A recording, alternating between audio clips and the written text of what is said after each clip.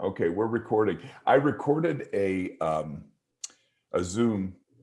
Actually, a friend of mine was recording a Zoom I was on, and at the end of the Zoom, a friend asked to talk to me privately, and so the person who was in charge of the Zoom just left. Everybody left, but we stayed on, and then when we clicked out, it ended.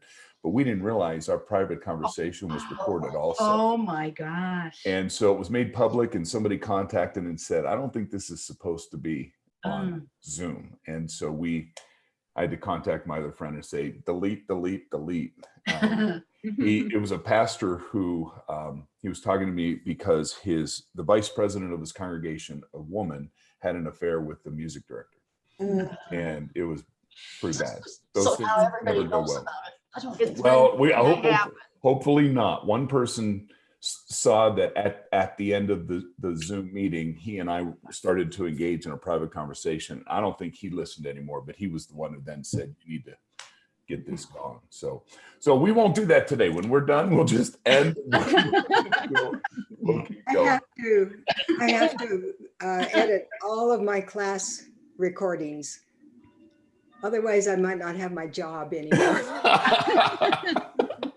Yeah, don't let Roger get on the screen. That would create a lot of problems.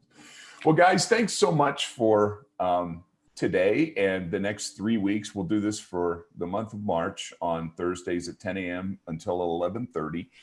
And the topic is this obscure book called Cultural Architecture, A Path to Creating Vitalized Congregations. And today we're going to talk about the introduction and chapter 1. Next week, we'll do chapters 2 and 3. So hopefully you can read those before we gather next week.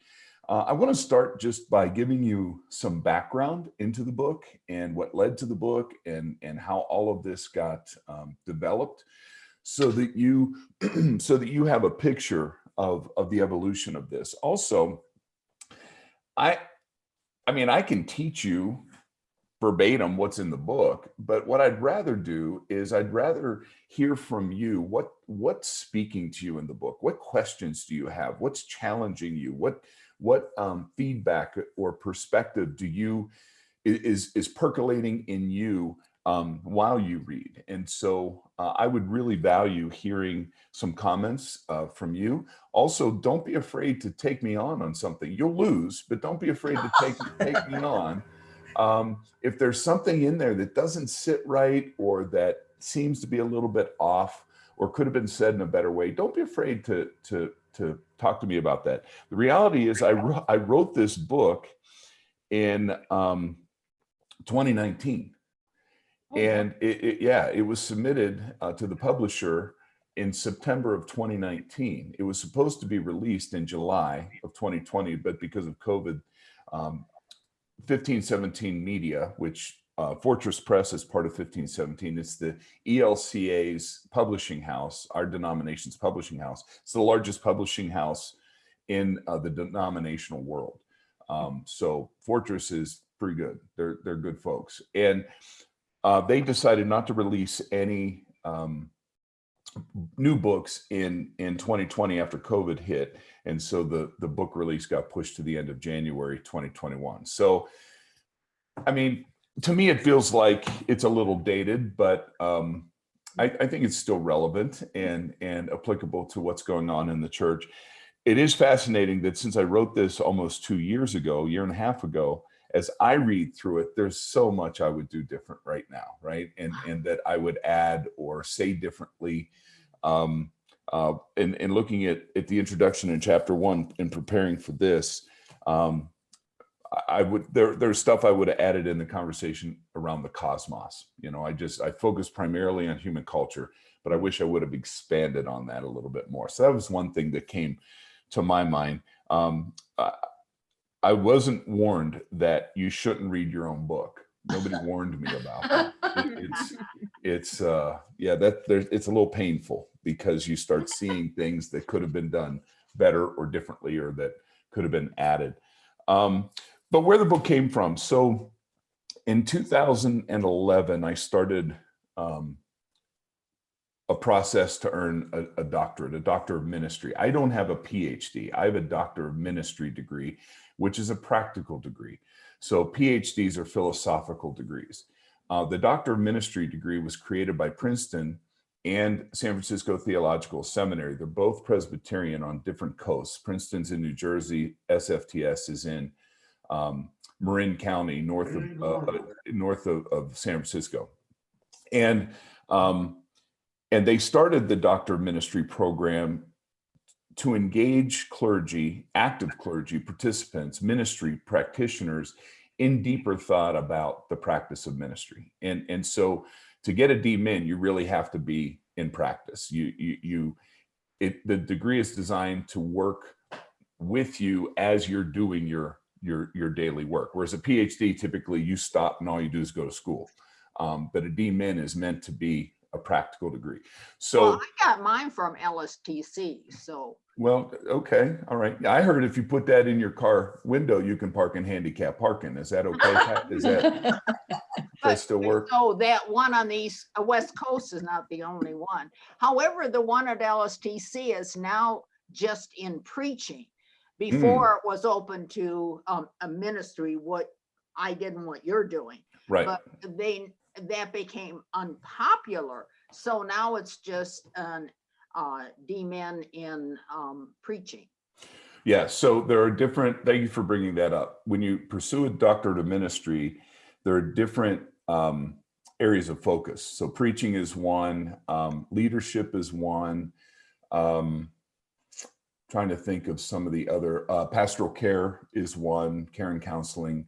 There are different fields that you can study under that. What I did, the reason I went to SFTS is because they offer an integrated program, what they call interdisciplinary. Hey, Sue, an interdisciplinary program. So my degree involved the disciplines of anthropology, psychology, and theology. And you'll see a lot of that in the book.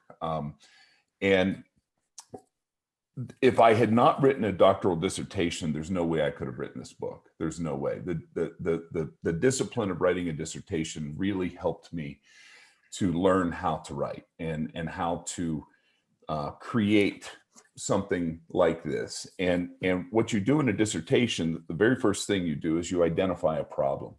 You have a problem statement. And what I identified as the problem I was addressing in my dissertation is the toxicity of the culture where we live right now. And so when you read chapter 1, you saw a lot of the data about the toxicity of our culture, suicide, divorce. Do you know that Colorado has a 50% higher divorce rate than the rest of the country? Did you know that? Why is that? Well, we'll talk about that, but let's just stay with the data right now. Yeah, yeah. We know we have a suicide mass killing problem here in Colorado. Substance abuse. In Metro Denver, we're seeing, I forget what the number is, but it's ridiculous. It's like 200%. I don't have the data, the numbers in front of me, but the number of people seeking treatment for substance abuse, that's how we measure substance abuse. There's no way of knowing how many people have a substance abuse problem. The way you measure it is based on how many are seeking help for it. That gets reported. And in Metro Denver, this would include Jefferson County, Arapahoe County, Denver County, so forth. We're on an upward climb of the number of people seeking help for substance abuse. And that doesn't count marijuana. Doesn't count marijuana. It's primarily alcohol, heroin, cocaine, methamphetamines. Those are the big drugs that people are seeking help for. And it keeps climbing. The more people that move into Colorado, the more we're going to see problems like this.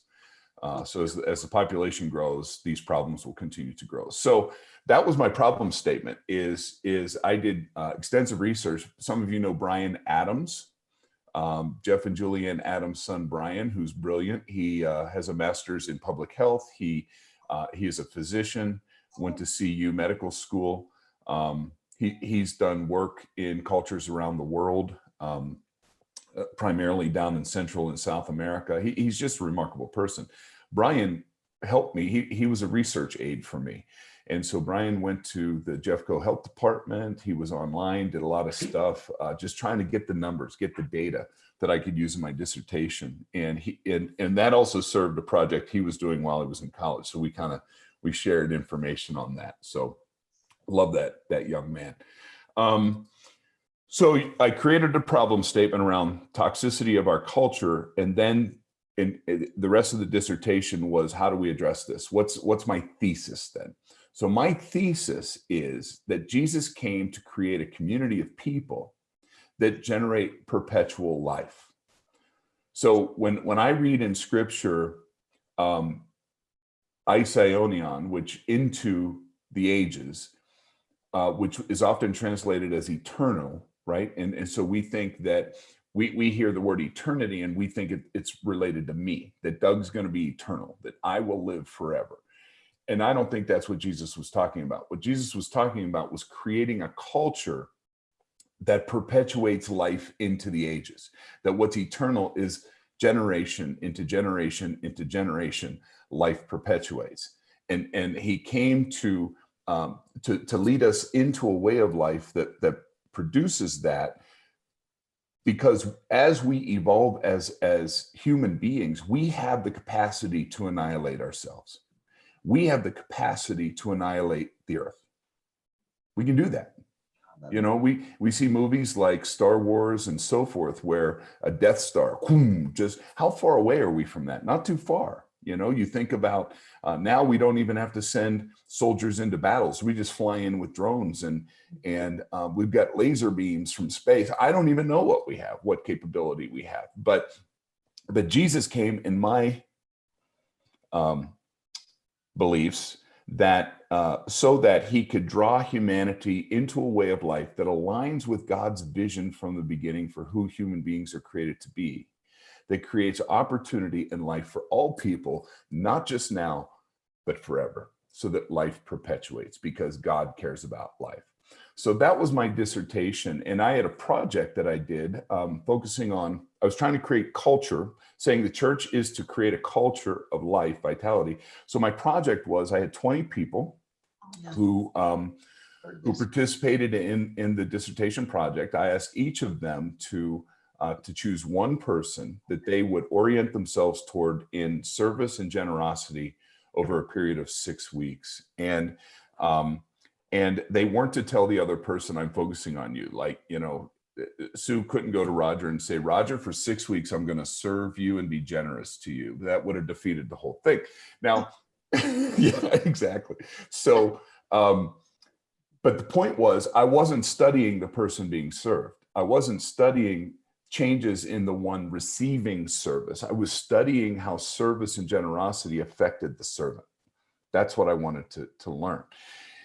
The cool thing in the project, out of the 20, another piece of it was I asked the participants to choose whether or not they wanted to meet with a group over the 6 weeks on a weekly basis to process their serving and their generosity. 17 said yes. 3 said no. There were 3 men said, no, I don't want to be in a group. I'll do this, but I don't want to be in a group.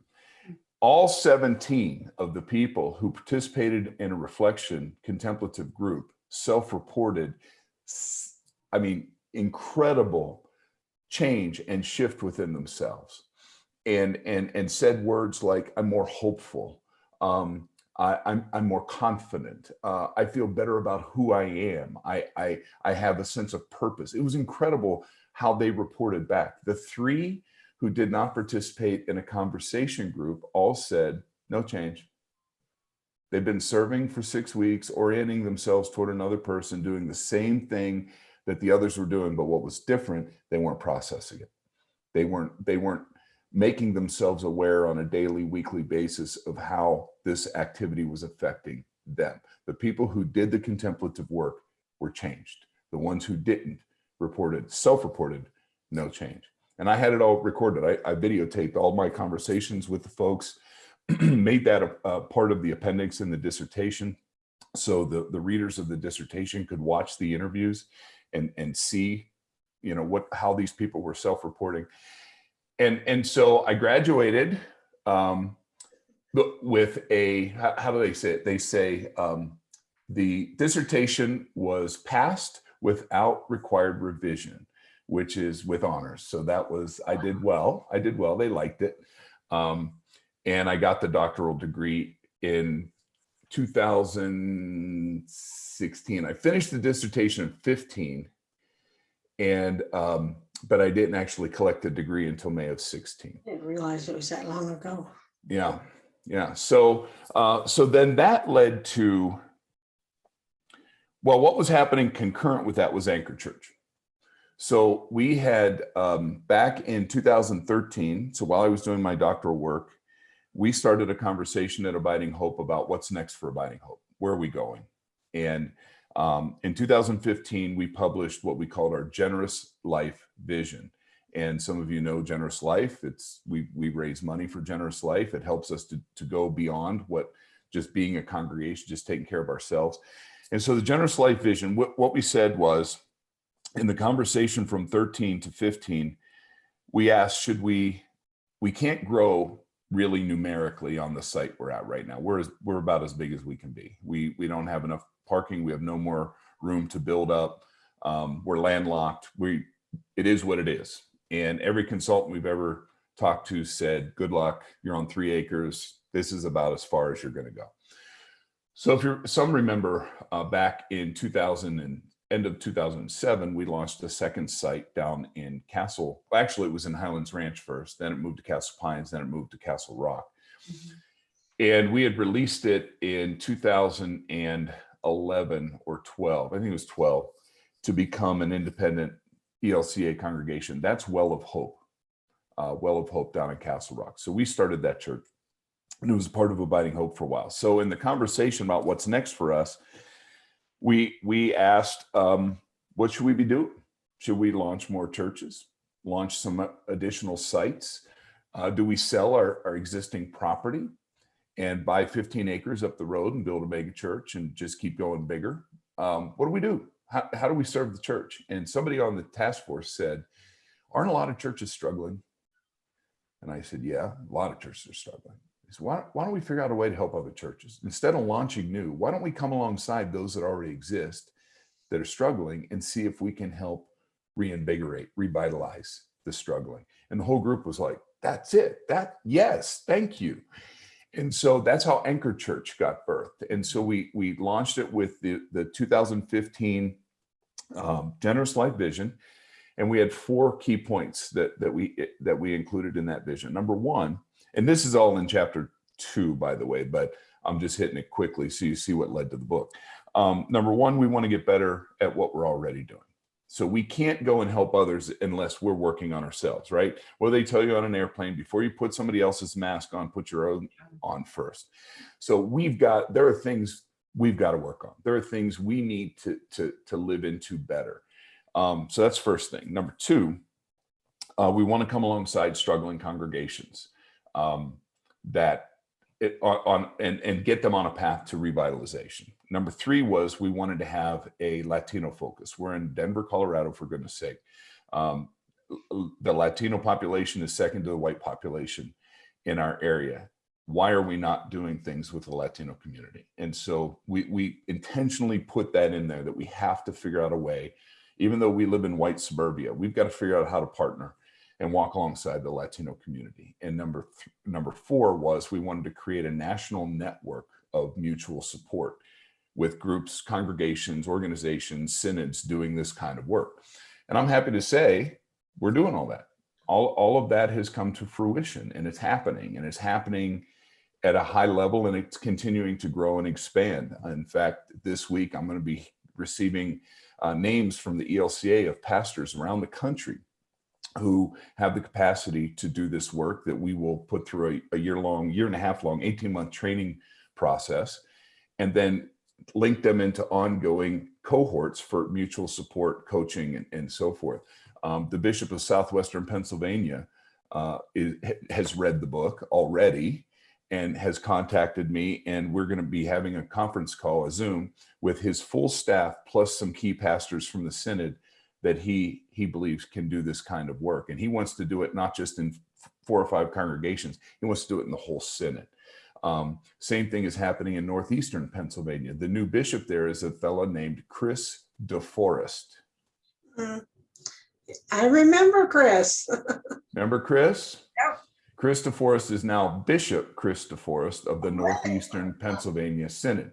Wow. And his DEM and I are already exchanging emails back and forth. And Chris wants to enact this throughout his entire synod as well. So things are happening. It's taking off. We started with a partnership with Well of Hope, Christ the King, and Rejoice in Erie. And I'll talk more about that next week when we get into chapters 2 and 3. But the book got written as a tool for this work. I mean, that's why I wrote the book.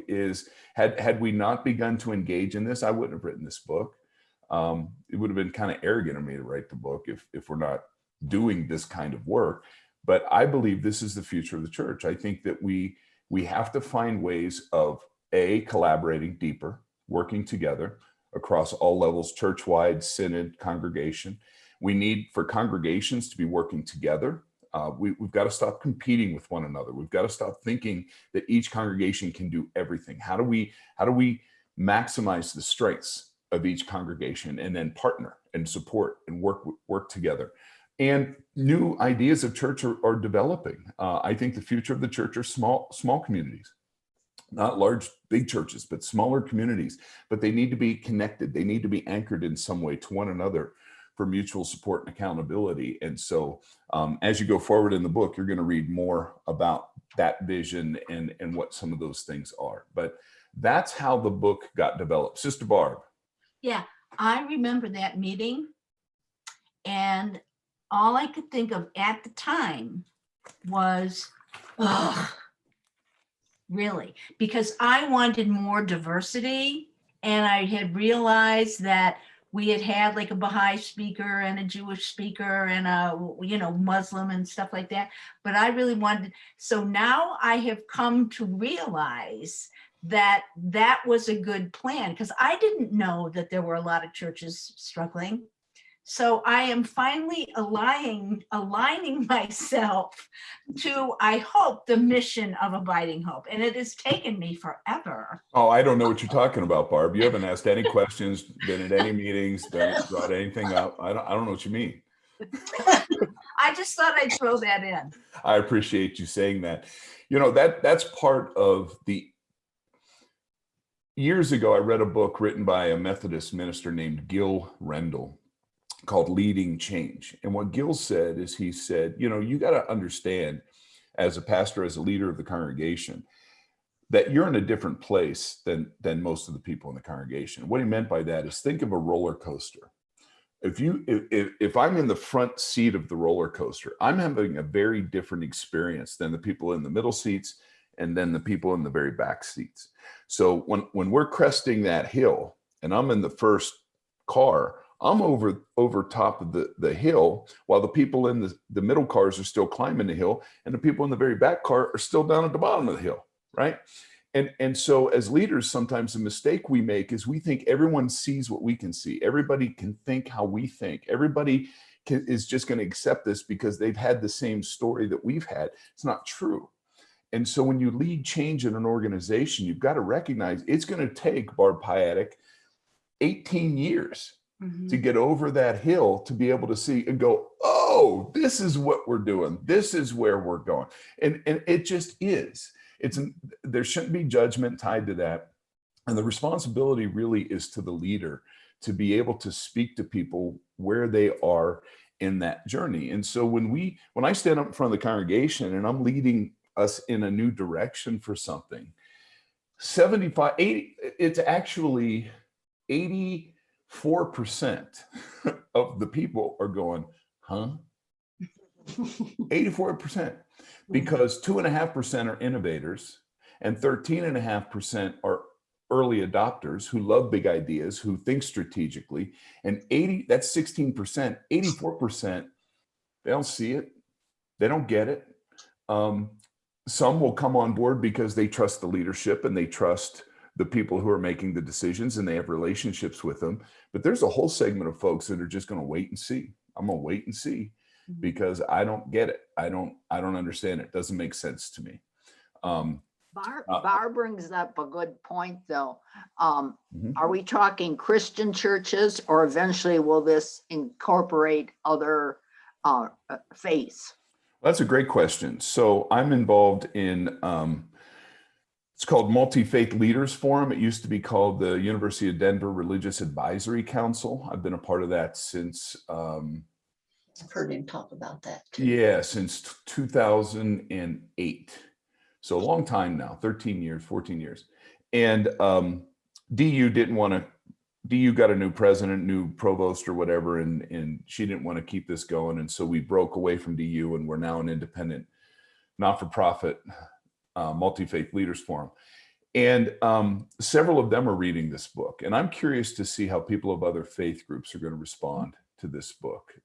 I've got other Christian faiths reading it, Methodist, Presbyterian, Catholic, and I think it'll translate pretty simply to them. I read it primarily from a Lutheran ELCA perspective, but I'm curious to hear how my Muslim, Jewish, Baha'i friends are going to respond to this. So far, I got to lead the conversation a couple weeks ago at our meeting, and we talked about culture.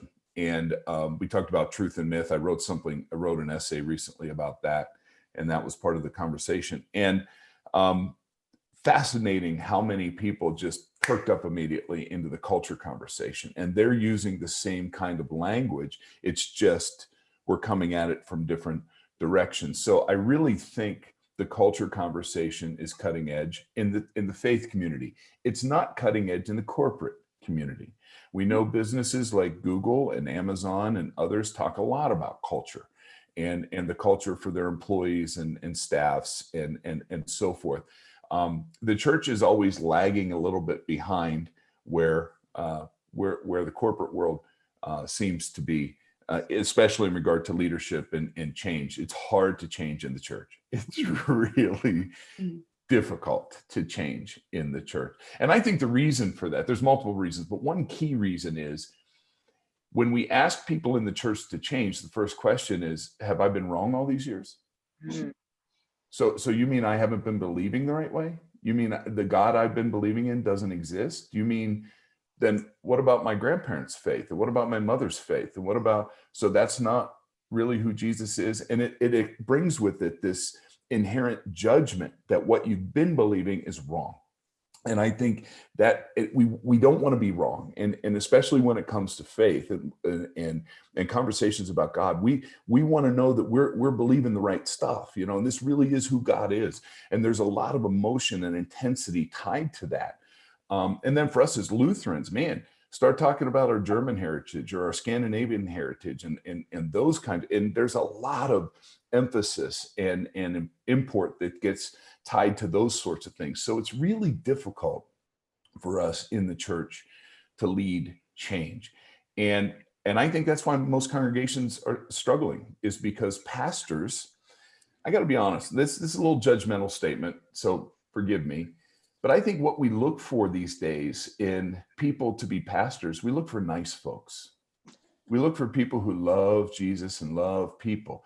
And vast majority of our pastors are those really good, loving, kind, generous people. And they get into a situation where they have to lead change, and people react back and they blame the pastor for their discomfort. And these good-hearted pastors, it kills them. Literally, it kills them. They can't sleep at night. They don't eat. They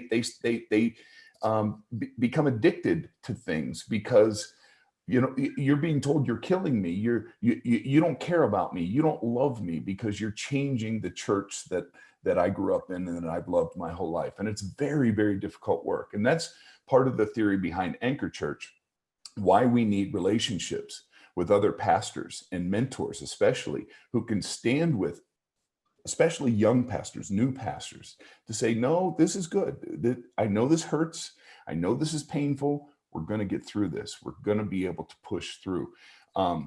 If Joel didn't have the relationship with me and with Abiding Hope, there is no way he would have been able to lead all of the change at Christ the King that he's led. It's been tough. It has been tough, but having the support of Abiding Hope has enabled Joel to be able to do what he does, and people trust, and they've come on board, and we're moving in a really positive direction. Susan. What about TJ What about TJ? in Indiana? Yeah, what about him? Are we helping him? A little bit. He and I talk periodically. TJ's situation is very different from Joel's situation. It's a small congregation, but they have more money than God. And it's amazing how when a small congregation has a huge trust fund or endowment, they don't get as nervous, and they don't look for changes as often as a congregation that's having to say, how many more years are we going to be here? How much longer can we do this? TJ's not in that situation. And TJ's lovable, man. They love him. He's doing great. But his congregation's not like, it's small, but they're stable because of their financial position. So there's not a sense of urgency there to institute the change that we see at Christ the King or some of these other churches we've been assisting. Susan, you were going to say something. I'm curious about, is this something now that they're going to start teaching in seminary? Well, that's what we're trying to make happen. Trinity Lutheran Seminary, the flagship seminary of the ELCA, I have been over there several times. I've had Zoom meetings several times. Trinity has the 2+2 curriculum. I was on the 2+2 task force when that was all created. And the original vision was that we would take the 4-year seminary education, that's 3 years in the classroom and 1 year in context in a congregation. That's internship year. And we would equate the academic with the contextual. So 2 years academic, 2 years contextual. The vision was that we would have to recreate the entire curriculum. So in the first 2 years, students would be in the classroom taking classes that they can only take in the classroom, if that makes any sense.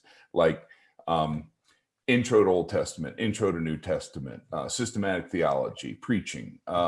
Preaching could be done later, but we wanted them to have something before they go to the congregation. And then once they get into the congregation, they would have classes. They would still take some classes, but they would be classes that relate directly to ministry. So we're not pulling the student out of the internship site for a month to take a course and write exegetical papers and so forth. We wanted the classes the last 2 years to align with work that the students are doing so that they're not having to be disjointed. That didn't happen.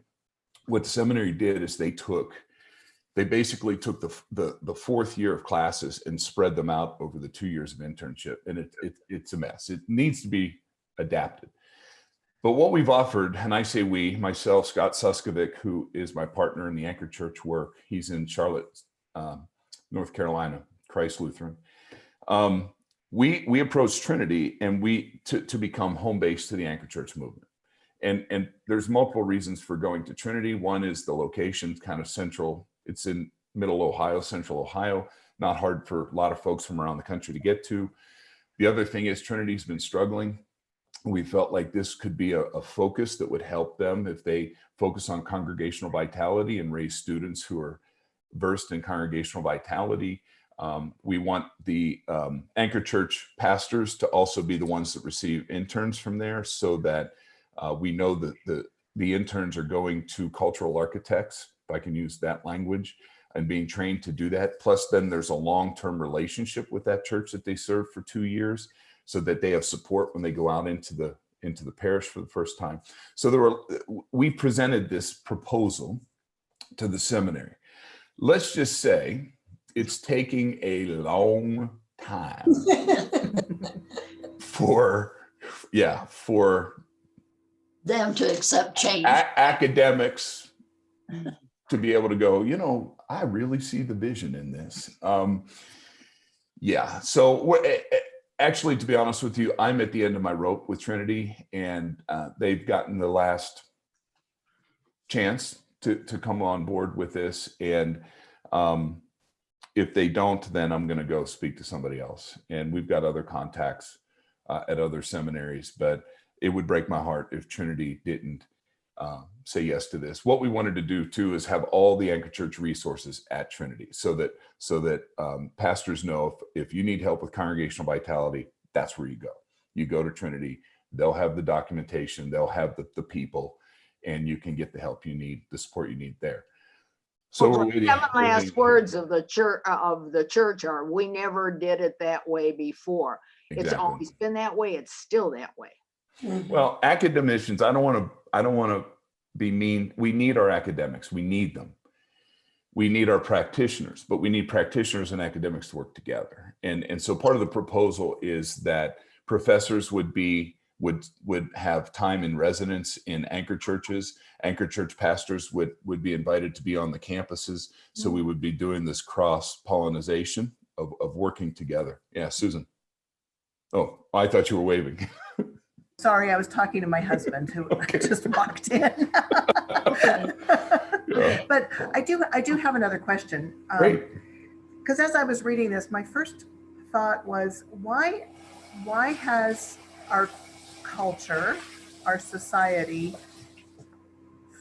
why are we finding that, like one of the things you were talking about is how people are so busy Right. with dance classes, sports things, whatever, that church falls to the bottom. But why is it that developing your child's faith or your family's faith is becoming something that's not as important as going to sporting events and Right. It's irrelevant because the church doesn't have a relevant message. That's why. We don't know what we're trying to do as the church. What are we trying to do? Why get people to come to church? So they sit in church and listen to a sermon? You know, Reggie McNeil, who's a friend of mine, Reggie just started a new podcast, and I'm going to send him an email today to say, hey, Reggie, have me on your new podcast. But I love Reggie. He's one of the funniest people ever. He's been to Abiding Hope before. He came to one of our adaptive leadership conferences years ago. But Reggie, when I was at the conference with him in 2018, his words just like hit me in the face. He's one of the funniest people you'll ever meet. And when Reggie stood up to talk, he had us all in stitches. And then he paused. And he looked at this group, primarily of men. We're all not all of us, we're not all the lead pastors of the larger churches in the ELCA, but we're most of them, right? And we're primarily men. We do have a few of the larger churches that are pastored by women, but it's few. It really is few. We've got a lot of work to do in that regard. And a lot of these male pastors have been in their big churches for 25, 30 years. They've been there a very long time. And they've watched the numbers doing this, right? They've just seen the decline. We're still the bigger churches. But when I first joined the larger church network back in 2008, you had to worship over, at that time, I think it was 800 a week to be in the group. And then it went to 600. It's now 400.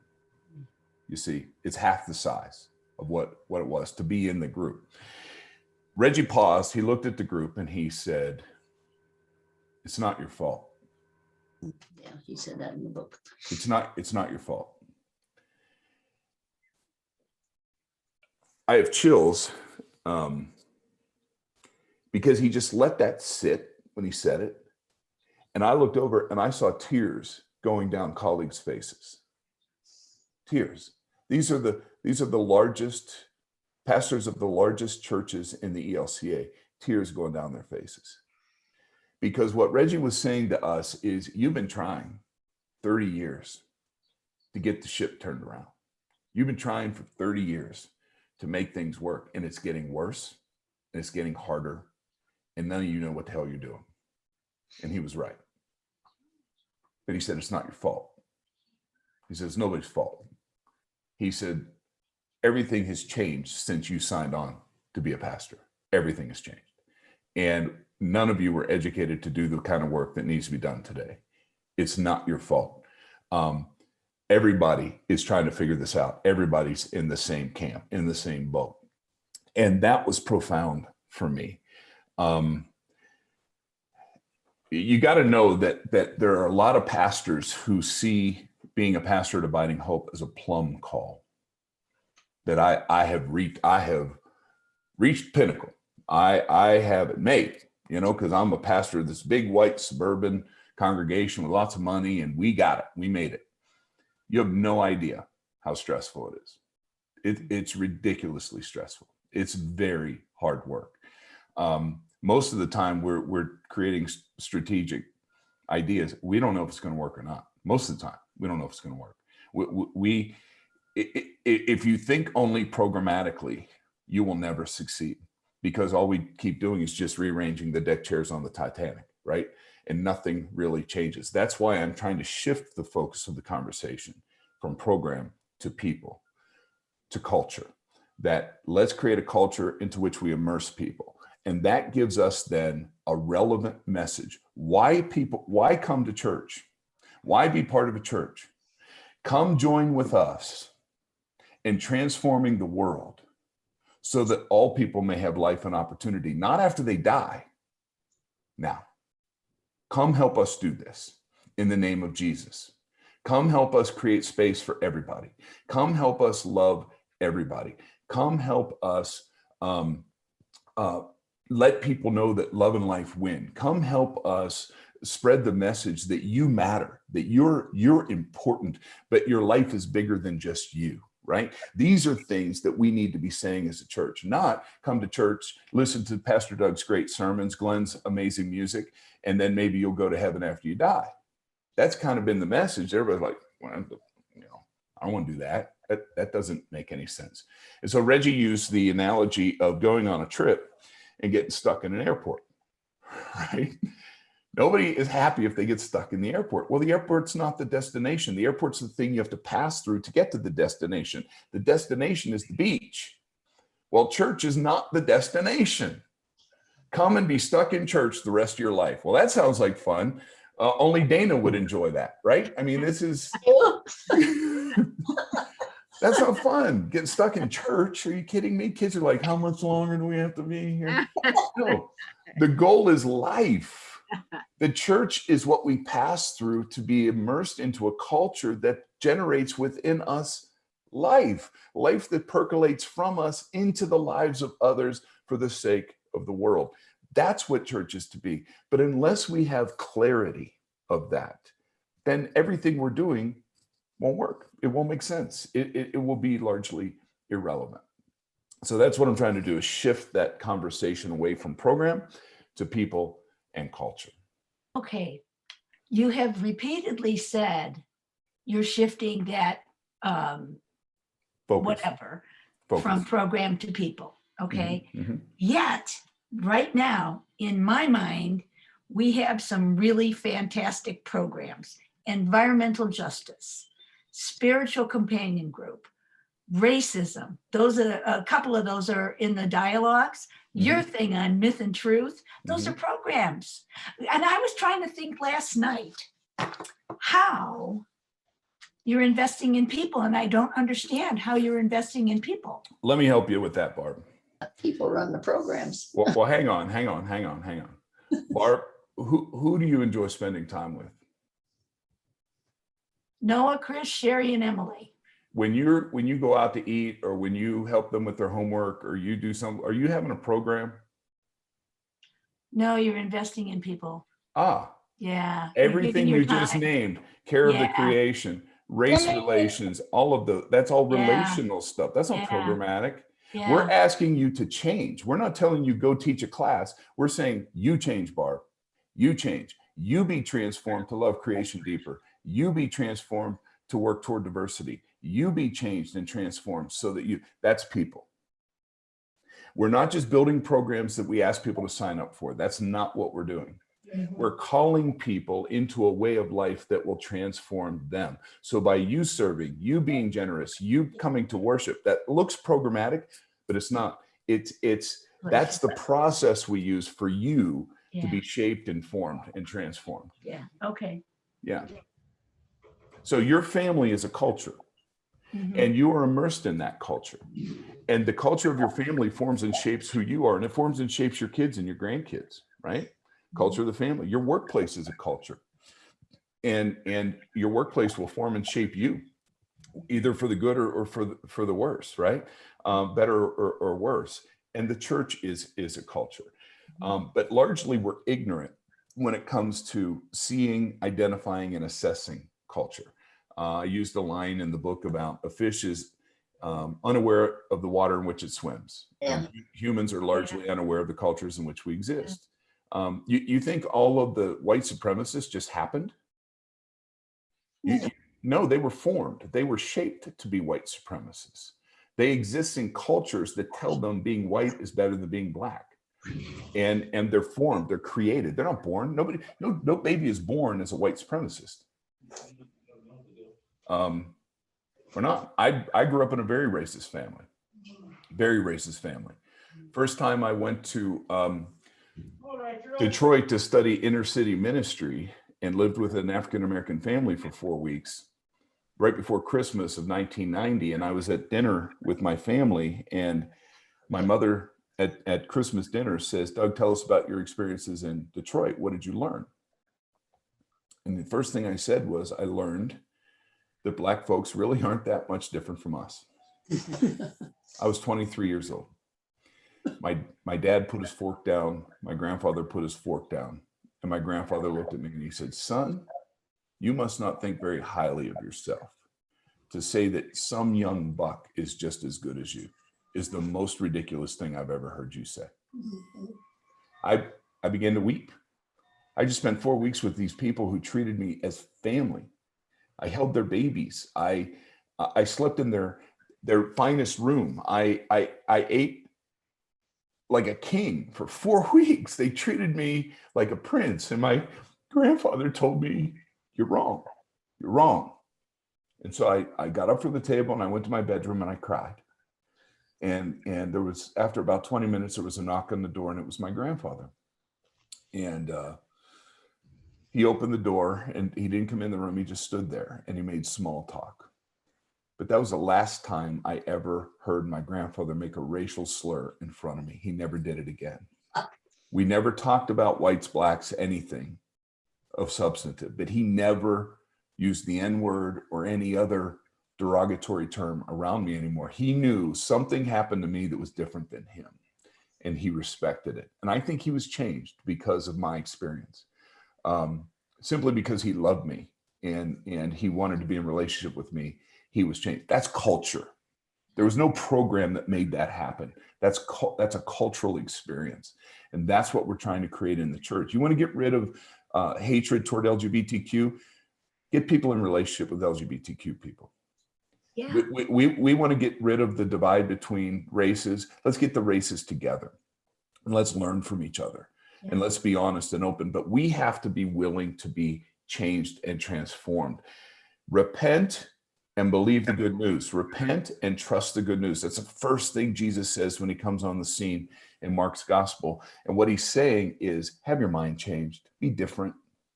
Don't see the way you've been seeing. Don't think the way you've been thinking.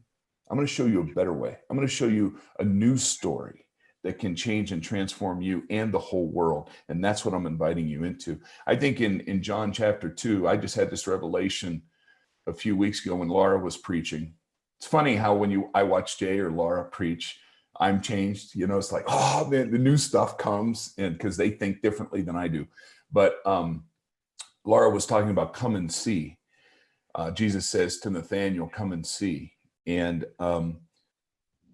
it hit me for the very first time. I think there's a lot of meaning in that, but I think one of the things Jesus meant was he said, come and be able to see. Think about that. Come with me so that you'll be able to see. Yeah. See with the eyes of God. Feel with the heart of God. Act with the hands of God. Go with the feet of God, right? Come so that you'll be able to see. That's culture. Jesus didn't have a class that he put the disciples through. They didn't write papers. He just said, come walk with me and watch, and we'll talk about this, and we'll process this as we go. And you're going to screw it up, and you're not going to get it, but you will eventually, because you're going to see enough that eventually, like Barb, you're going to go, aha, when I signed on to this, I didn't know what I was signing up for, but I get it now, right? And so this for me is life-giving. It excites me. I'm passionate about this because I really believe it's not just going to transform the church. This is going to transform the world. This is how we create new ways of life. It's through relationships and culture building that has space for every single person. That's what this is about. So I just feel like I'm doing all the talking. Do you have any questions or reflections about anything you've read? Yeah, I have another one. On page 7. You got deep into the book, did you? Actually, I only got into 23, but yeah. Excellent. But if you're talking relational, I felt a relationship with this book.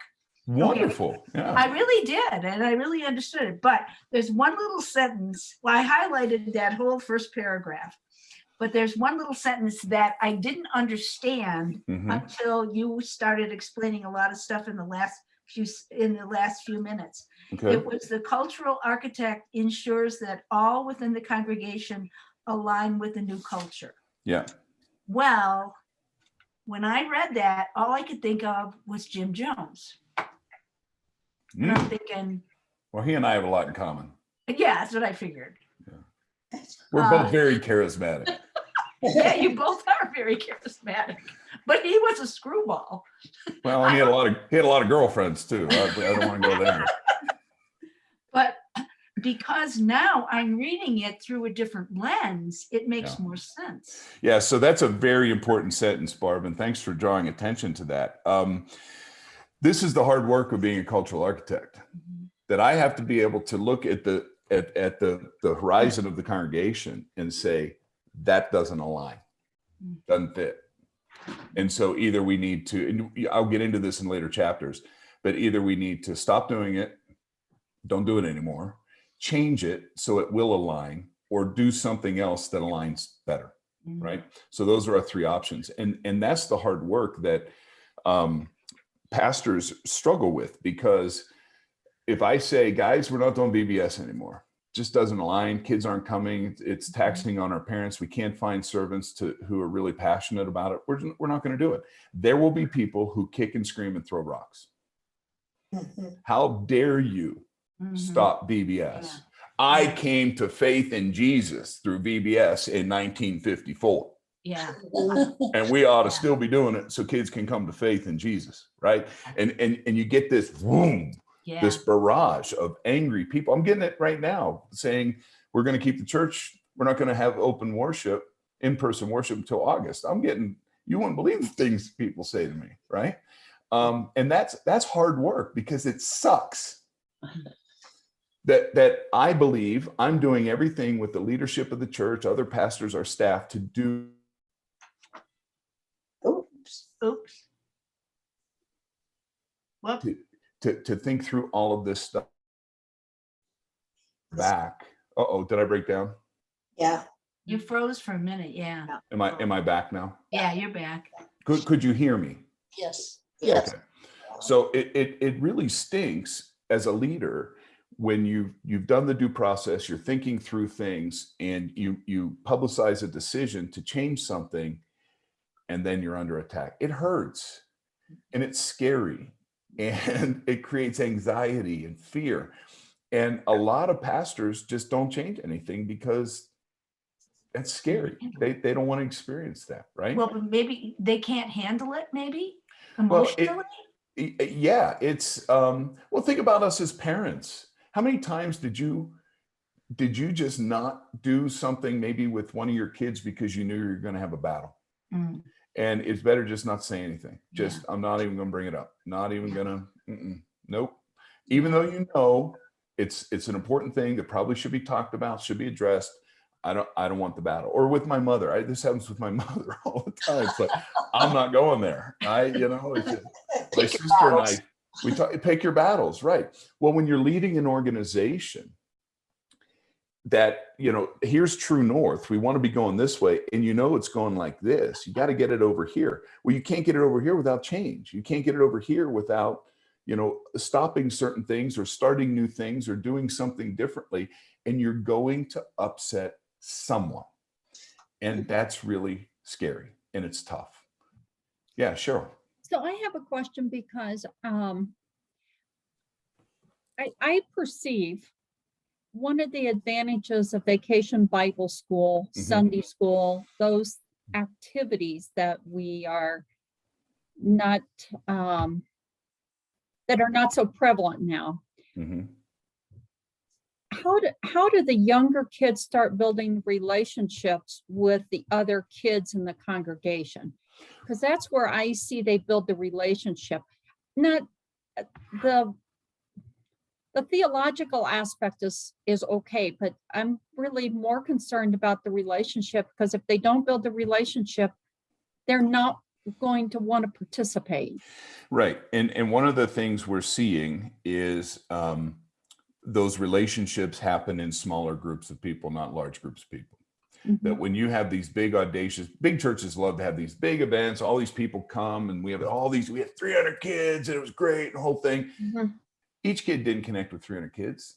Yeah, I agree. They with that. connected with 5 or 6, right? Mhm. And so as we talk culture, how do we immerse kids into the Christ culture through abiding hope? That's the question. That's the first question. Yeah. What does it look like to immerse children? What does it look like to immerse teens? What does it look like to immerse young adults into the Christ culture through abiding hope? We start the conversation, begin with the end in mind. That's my tagline there, I think, in chapter 1, Stephen Covey. And so what we're trying to do is create human beings who are not create. We are trying to accompany God in the transformation of human lives to live as children of God. And if we think we do that programmatically, we will fail, which is what we've been doing. So we have to think about, how do we do it culturally? How do we form those kinds of relationships with kids and with their families, not just the kids, right? This is something we learned when we did our family life study. The mistake we've been making is we've been focusing on kids. Don't focus on the kids, focus on the parents. You get the parents, you get the kids.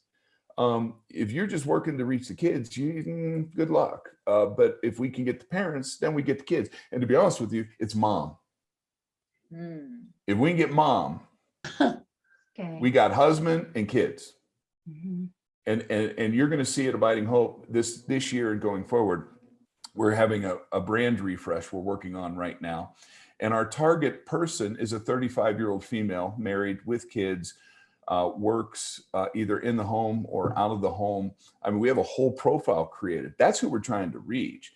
And so we need to listen to that mom, to tell us, what is it? How do we engage your kids in a way that's life-giving for them, and building relationships with other kids and enculturating them into the Christ way.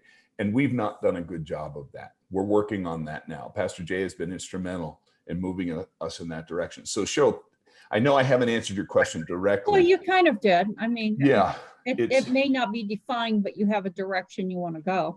right. But I think the relationships are going to be smaller groups of kids versus trying to do it with larger groups. Because we see larger groups, we just have seen a steady Well, decline. the 300 aspect, I would agree with that, you Yeah. know.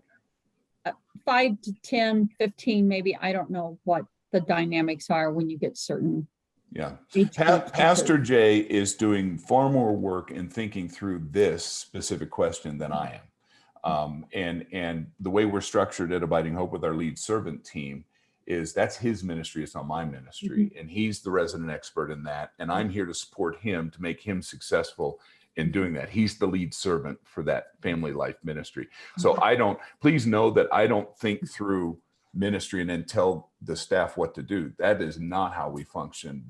These are very talented. We have an incredibly gifted, talented staff. They own it. That's why we call it lead servant for family life. He's the lead servant, not me. I'm just the lead pastor of the church. He's the lead servant for family life. So it would be good to ask him that question. And I guarantee you'll get a cultural answer, and that he's spending tremendous amounts of time right now. Sue, before I get to you, Susie, last thing I want to say about Pastor Jay with this is how we're dealing with confirmation. We've completely shifted confirmation. We don't have classes anymore.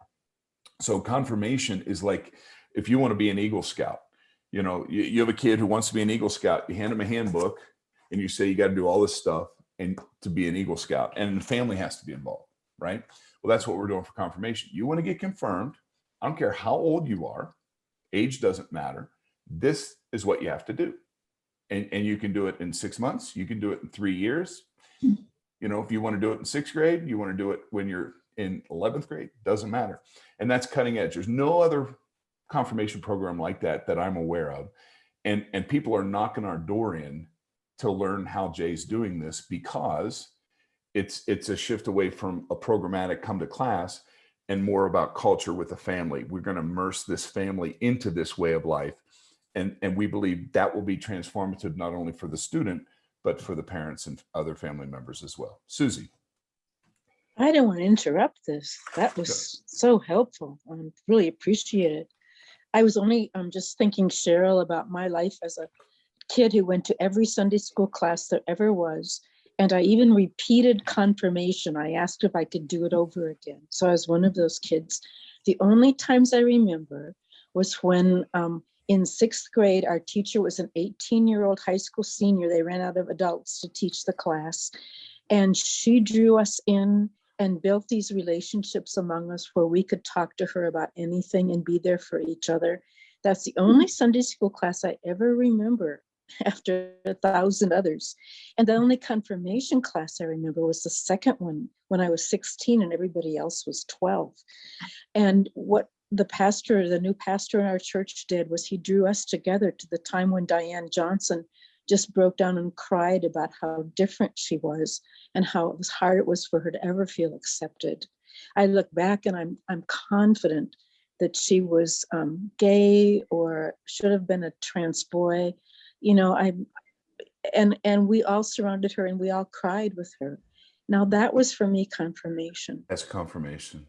Yeah. Yeah, and see, I mean, what I think of it, and I didn't go to confirmation because we weren't active in church when I was growing up, but I have 2 children. One had a very strong confirmation bonding group. They were supposed to be the worst group they'd ever had come through, the most difficult to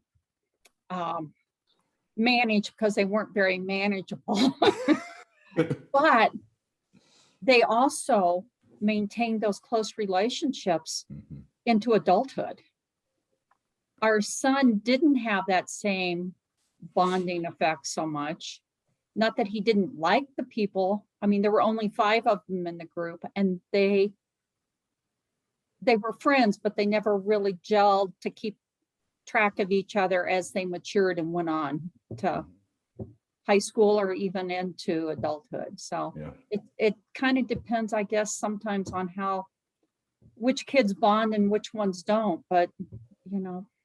I got ordained. I got confirmed on June 7th, 1981. I was 14 years old. And I think there were 38 of us in our confirmation class, big church in Rochester, Pennsylvania, northwest of Pittsburgh. And out of our 38 kids, I think 4 or 5 of us stayed active in the church after we got confirmed. That was it. I mean, we were all required to do confirmation. It wasn't something we volunteered to do. They made us do it, right? Our parents drug us there. We had to stand in front of the council and be grilled before we got approved to be confirmed. Eric Stevens passed out the day before we got confirmed. We were getting our pictures taken. We came and we had our white robes on. It was June 6th, no air conditioning, right? Because Pennsylvania back then. And he was standing on the end. He was beside me. And I just watched, I through my periphery, I just watched him go sideways, just, you know, and then all the pictures, he's green. He's just green, you know, but it was a nervous time. I stood behind my cousin, Debbie. She's now a council member at the church I grew up in, and the whole council's reading my book. And so I'm looking forward to having some conversation there. But Debbie, when we were being grilled by the council, she stood in front of me. And I whispered all the answers behind her head so that the council couldn't see, because she was so nervous. She couldn't answer anything. She was scared to death. That was confirmation. You know, come on, kids, let's join this. It's going to be great. You know, it was horrible. It was terrible. Our kids didn't have that. They had Oh. progressed past that aspect of it. Oh, we went to a week of summer camp, and we had to memorize the week of summer camp. The purpose was to memorize the 10 Commandments and Luther's explanations to them. Oh, I know. That was a fun Ah. camp, huh? Oh my God. And what we had, so we're in class learning and we're memorizing, and then so the pastor would be in this cabin and we would all be lined up outside the cabin and go in one at a time. And he would just ask, what's seventh commandment? What's Luther's explanation of seventh commandment? And if you got it wrong, you went to the end of the line. Mhm. And then the next one went in. And that's how we did it. I mean, it was like, are you kidding me? Could you imagine us doing church like that today? No. Bringing kids in and forcing them to memorize and But we recite didn't in front of the council. And oh my God. Can I just, okay, I was with Noah last week. Noah is my grandson for people that don't know. And he told me, he's not been a church guy. He had on a cross. And I said, oh, interesting. And it had something about Philippians. And I said, oh my gosh, are you coming out of that church guy trying to figure out going to church? He said, well, I'm thinking of going to the Catholic Church. So we started talking about that. Well, I am from the Catholic Church, but and We all are, Barb. We just don't admit it. well, okay, but let's see, I'm trying to think. I didn't want to say anything negative because I don't want to ruin anything, okay? Because if he decides that he wants to go and just see what it's like, fine for him, because he's not been a church guy. But see, now I can't remember my train of thought. Son of a gun. He had the Philippians cross. He had the Philippians cross, but He said so then we were, okay, because I was Catholic school, elementary, 1 through 8, okay, chose Catholic women's high school, and I went to a more progressive one, chose a Catholic college in Michigan, more progressive than Ohio. And so I was explaining to Noah that in 8th grade, we had this very unusual nun who would foam at the mouth. We think she had problems. She was a lovely woman, but strange. And she put me in the middle of the boys because I was supposed to be a good influence. And one of the boys who was he was really small and he was gorgeous and blue eyes, blonde hair. And he was like jockey height. We always figured he was gonna be a jockey. He would bring in National Geographic magazines of the women in Africa with, their boobs out and stuff. no tops on, yeah. And yeah, okay. And I was supposed to be a good influence. And Noah said to me, he says, Grandma, something about that she was taking advantage of you. And I thought, oh, this is coming from an 18-year-old. And so then I was proceeding to tell him more about what Catholic school was like. He said, could you see me in Catholic school? He said, I would never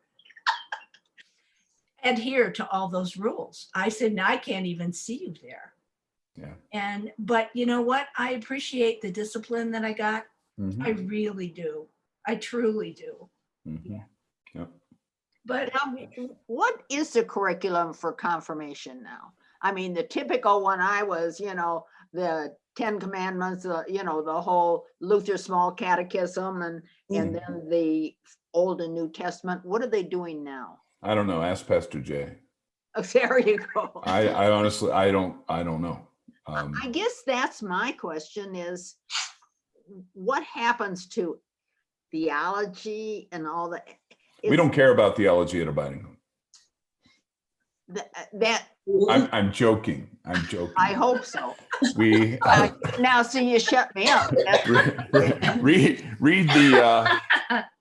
the Appendix B in the book, which is the Abiding Hope Systematic Theology and Ecclesiology. Okay. So we'll get to that our last session. Yeah. But I care a lot about theology, and so do Pastor Jay and Pastor Laura. And We have a very progressive, I think, inclusive theology.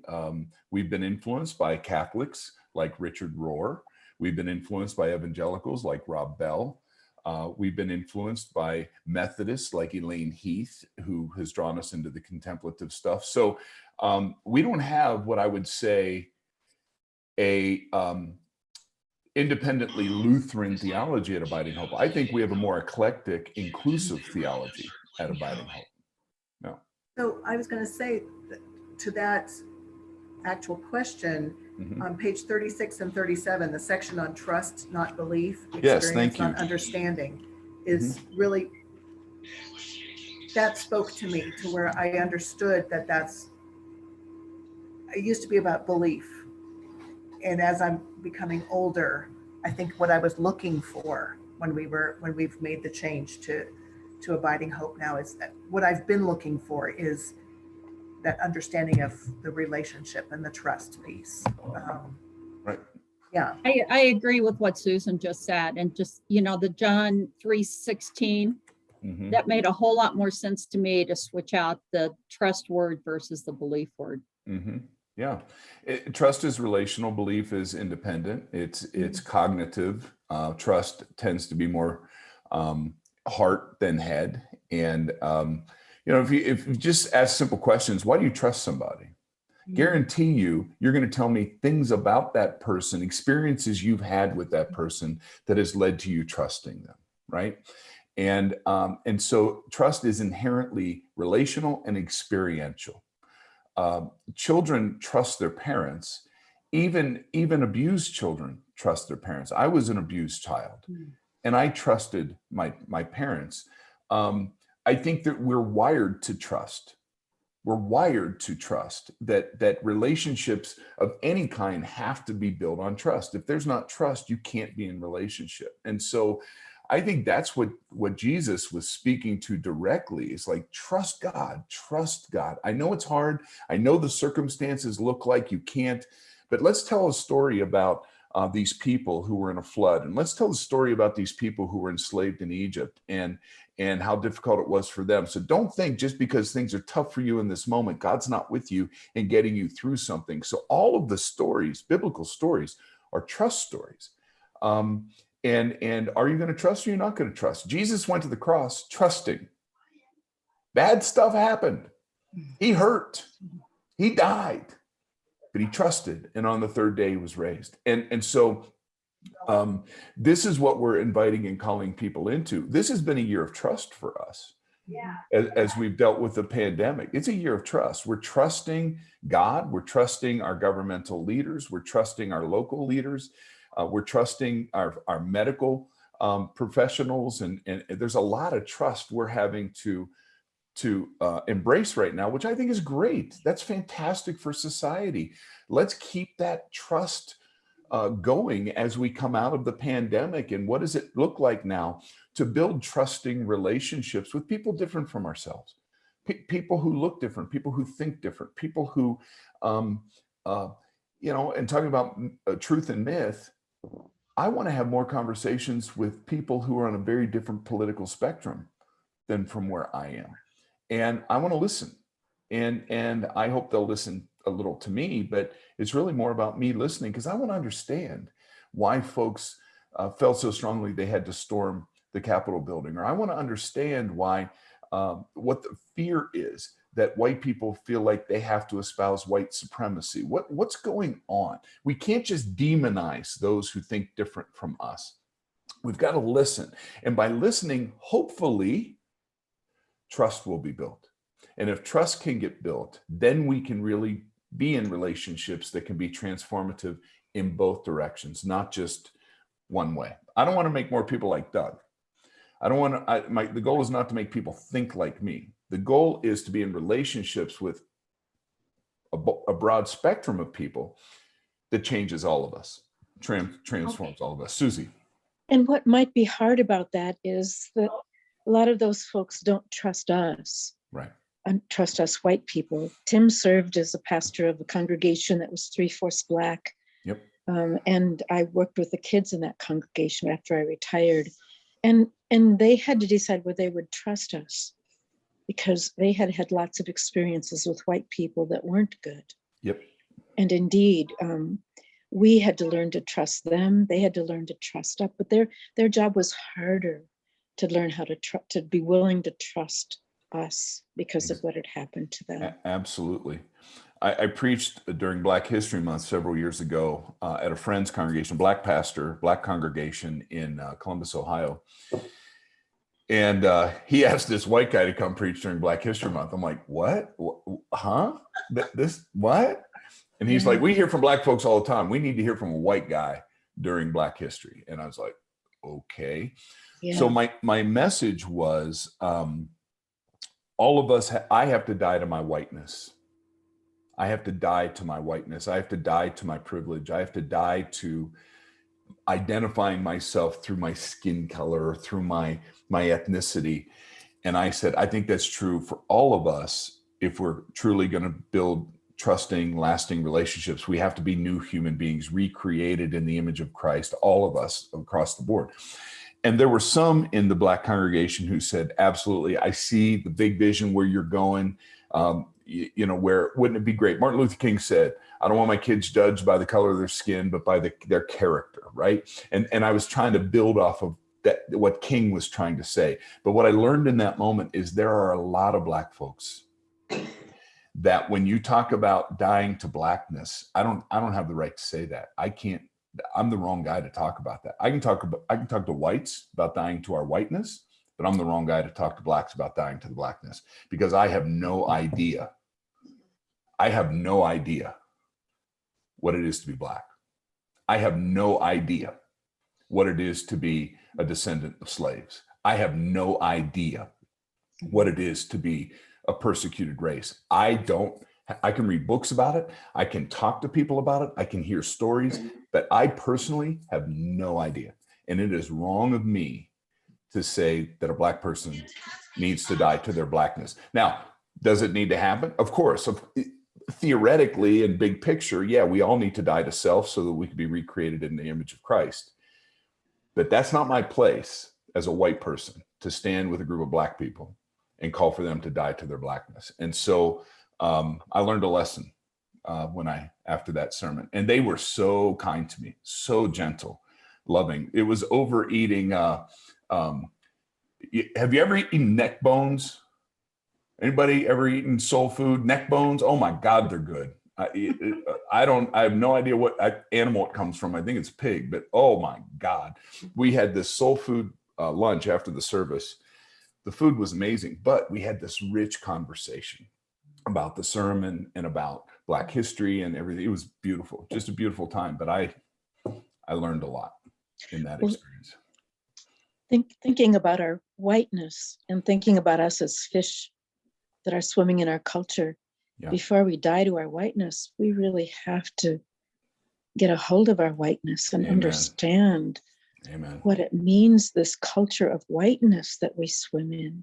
Yep. And I think it's hard for us to realize how deep that culture is seeped into us, along with all sorts of misconceptions and white supremacy and blah, blah, blah, blah, blah.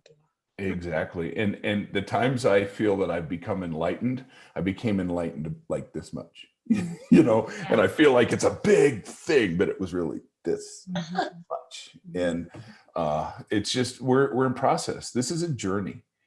The goal is not the destination. It's the journey. That if anybody gets to the place and says, I've arrived, I'm truly the full child of God, I have no barriers between me, God, humanity, creation. I've made it. I've reached the pinnacle. You are a fool or a liar, one of the two.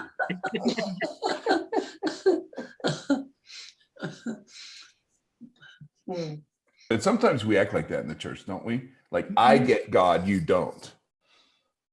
Here's what I know God wants from us in church. Yeah. We have some of those folks at Abiding Hope. Not really, we do. Oh. Can I just ask one quick little question? Mm-hmm.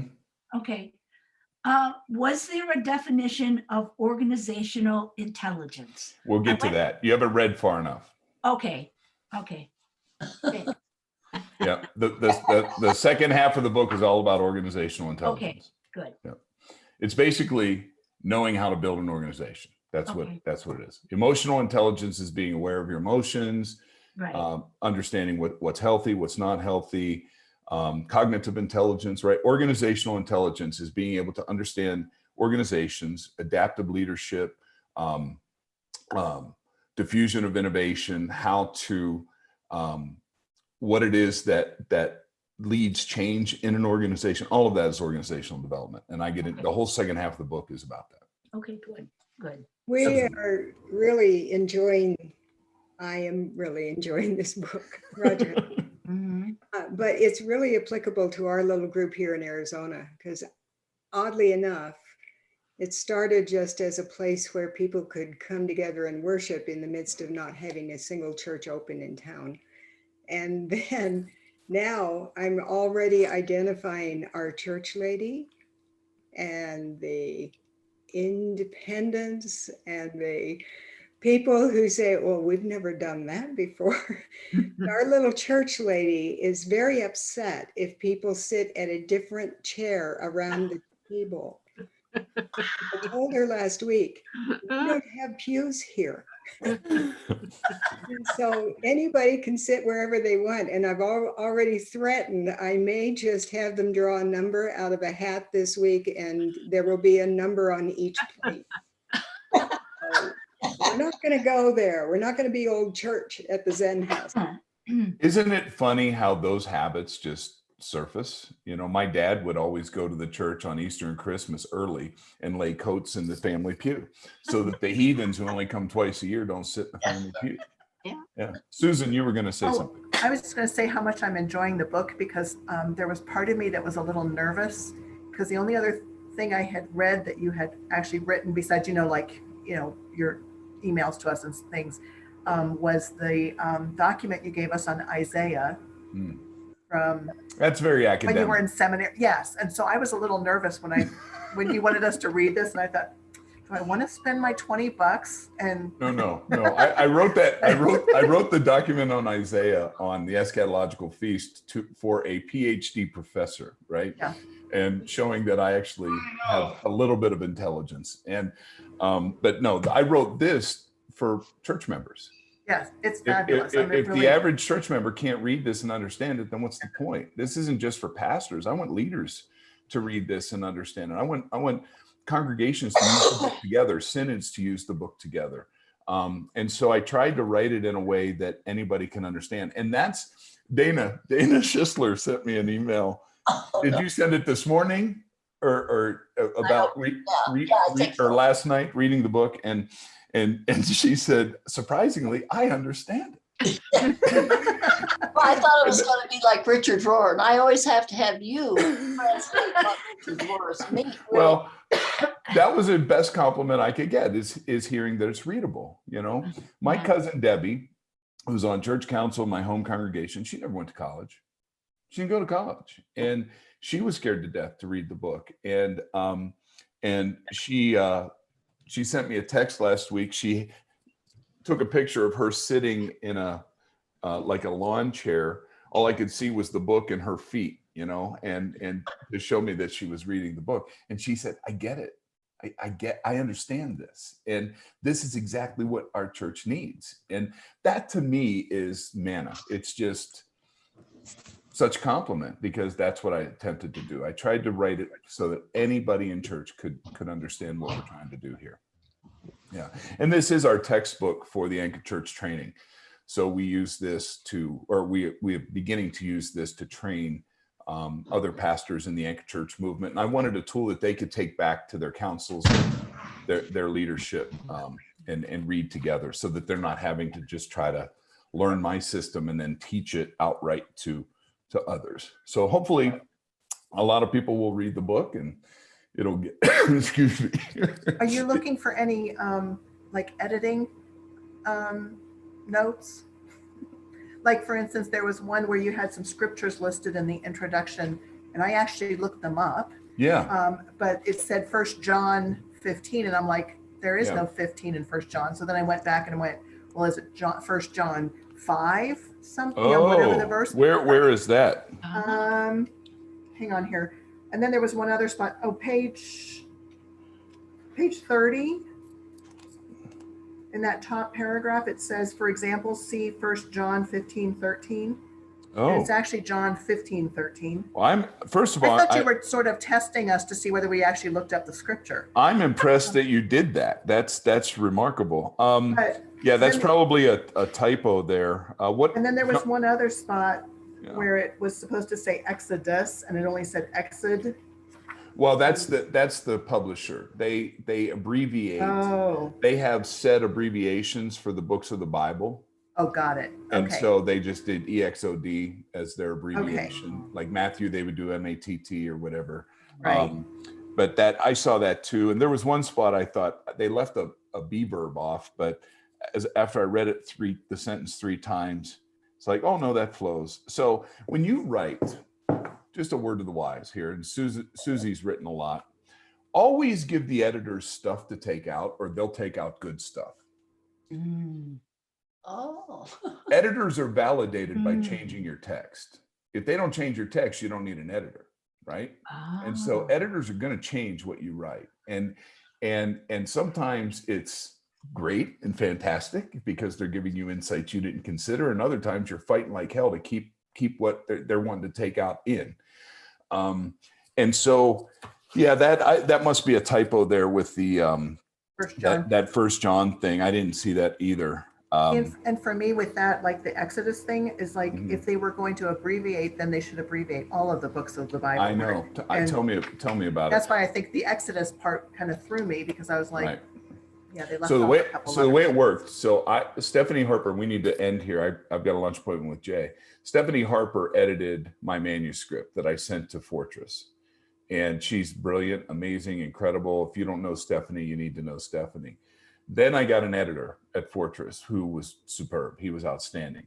And then you have a typeset editor who comes back and says, this doesn't fit or this needs to be changed. And they're the ones who often do a lot of the abbreviating changes and those kinds of things to try to, the publisher has a uniform system that they want to use in all their books. And so it's, multiple iterations it went through. And then when the publication got delayed, we made a few more changes so that to just keep up a little bit, not a lot, but just a few more. So I don't like detail.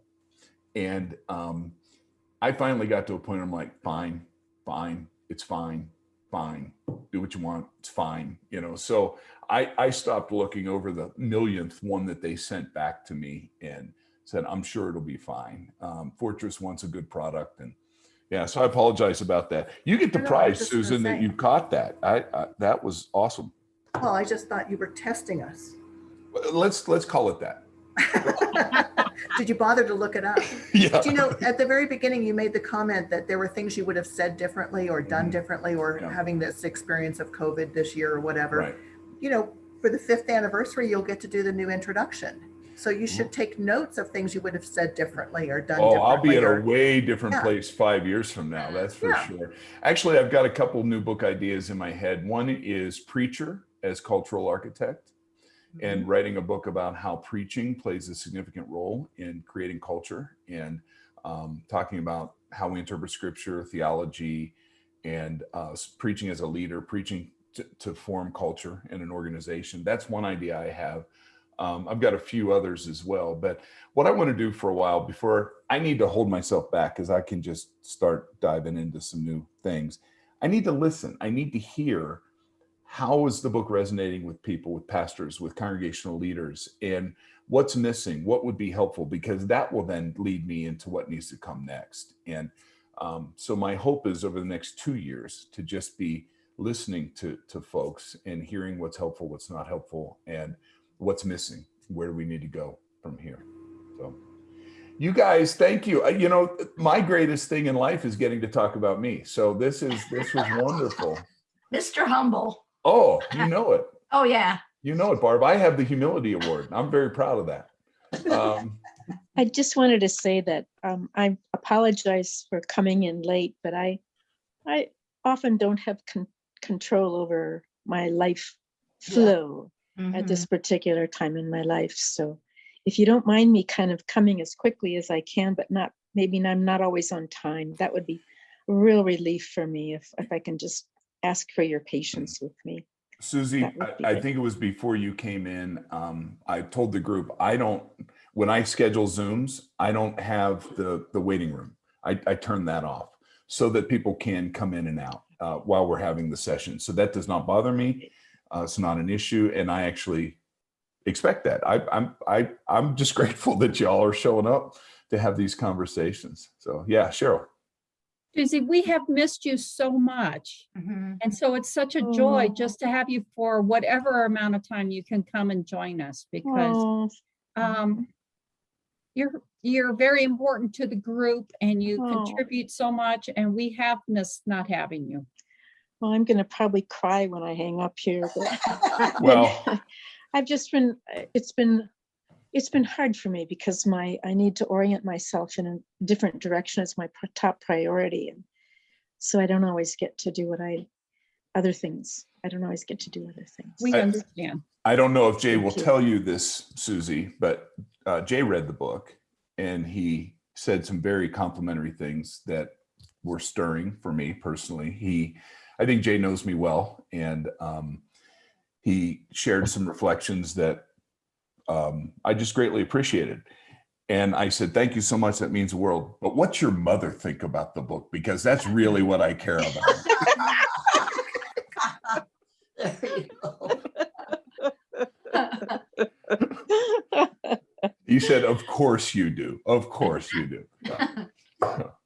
You all are wonderful. God bless you. And I think somebody sent me a note that said, reading through the history of Abiding Hope, reading through these things, and we'll do chapters 2 and 3 next week, has really helped me to understand some of the changes we've made at Abiding Hope and why we've made the changes. And so if that's all we get at Abiding Hope out of this, fantastic, right? That you recognize that there's been a lot of thought, a lot of energy, a lot of conversation around who we are as a congregation, where we're going, how we're aligned, all of those things. It's not just haphazard. We don't wake up each day and just do the same thing, so to speak. We're very intentional in our work at Abiding Hope. So if all the folks at Abiding Hope get from the book is, now this makes sense, who we are, what we're doing, fantastic. My hope is for the greater church that this book will play a role in pastors and congregational leaders in their transformation, in the transformation of their congregations that lead us into where the Spirit is taking us in the future. Because God will never give up on the earth. God will never give up on the creation. The question is, will the church be the system through which God is bringing new life into the world? God will bring new life. It's going to happen. Will we be participating in that? That's the question. And I'm hopeful. I'm very hopeful. Well, thank you all. Thank Thank you. you. Thank Read- you. Yeah, thank you. Read chapters 2 and 3 for next week, and we'll keep this going. And Barb, come up with those tough questions, man. I'm counting on you. Hey, I'll try. I'm Yeah. counting on you. And Susan, if you find more typos, I don't know if my ego can handle more, but it's funny. When you read book, you always find a typo, right? There's always something. Yeah. Yeah. But when it's yours, it's like, oh, okay. And see, I am the detail-oriented person, so Well, then we need to hang out. you got it. Have a good day. Blessings to Thank you all. you. Thank you. Blessings to Bye-bye. all. Yeah, blessings. Thank Bye-bye. you. Blessings. Bye. Bye-bye. Bye, Susie.